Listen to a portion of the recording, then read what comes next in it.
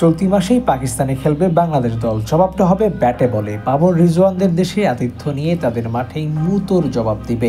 টেস্টের পর টি-20তেও সিরিজ জয়ের হাতছানি মুছে দিতে পারবে 2021-এ ঘরের মাঠে হারের গ্লানি। সেবার ঘরের মাঠে পাকিস্তানের কাছে হেরেছিল বাংলাদেশ দল। সময় পাল্টে দাওয়াত পেয়েছে পাক মুল্লুক থেকে। শোনা যাচ্ছে আগের মতো নেই পাকিস্তান দল। এই তো সুযোগ চেপে ধরার, টেস্টের পর টি-20তে সিরিজ হারিয়ে জবাব দেওয়ার। পিএসএল শেষে পাকিস্তান দল অবশ্য জোশে থাকবে দীর্ঘ এক মাসের ক্লান্তিও। দীর্ঘ টুর্নামেন্টে ক্লান্তি ধরা পাকিস্তানের ক্রিকেটারদের মুখের উপর ছাই ঢেলে আসার যথেষ্ট সুযোগ বাংলাদেশের সামনে। একটা ক্ষুধার্ত বাঘ পাকিস্তানে রওনা হবে মে মাসের শেষ সপ্তাহে। সিরিজ জয় একমাত্র লক্ষ্য।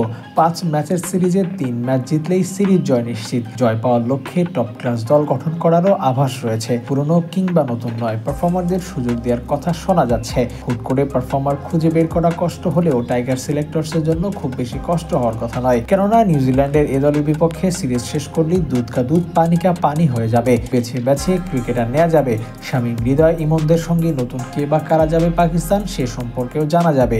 শক্তিতে পাকিস্তান এগিয়ে থাকার কথা, তবুও দারুণ একটা দল গঠন করার চেষ্টায় নির্বাচকরা। বেছে বেছে পারফর্মার নিলে ঘরের মাঠে পাকিস্তান বল সহজ হবে বটে। এমনিতেই পাকিস্তানের অবস্থা যাচ্ছে তাই। সবশেষ টি-20 সিরিজ জয় 2021-22 সালে ঘরের মাঠে বছর চারেক আগের সাফল্য থেকে অনুপ্রেরণা নেয়ার থেকে টেনশন হওয়ার কথা ঘরের মাঠে নিউজিল্যান্ডের বিপক্ষে হেরে যাওয়া সিরিজ নিয়ে। টাইগারদের বিপক্ষে জয় পেতে হলে ব্যাকফুটে থাকা পাকিস্তানকে ফ্রন্ট ফুটে এসে বাংলাদেশকে মোকাবিলা করতে হবে। তবেই না জিতবে সিরিজ। ঘরের মাঠে হলেও কঠিন হবে বাংলাদেশের বিপক্ষে এ জয়। অন্যদিকে ভিন্ন এক বাংলাদেশ দল যাবে পাকিস্তান। সংযুক্ত আরব আমিরাতে এক সিরিজ খেলে পাকিস্তান গিয়ে ঘাঁটি গাড়বে। আরব আমিরাতের ফলাফল নিয়েই পাকিস্তান জয়ের চেষ্টা করবে টাইগাররা। তরুণদের মিশেলে এক্সাইটিং দল গড়ার কথা রয়েছে বাংলাদেশের।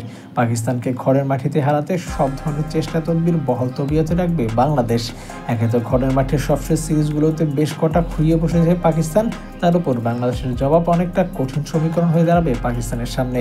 চাইলেও যেন এগিয়ে থাকতে পারছে না Pakistan. Head to head Bangladesh পিছিয়ে থাকলেও এবার বোধহয় ব্যবধান কমাবে, সেই চেষ্টা করবে টাইগাররা। Abu Naim, Sports Times.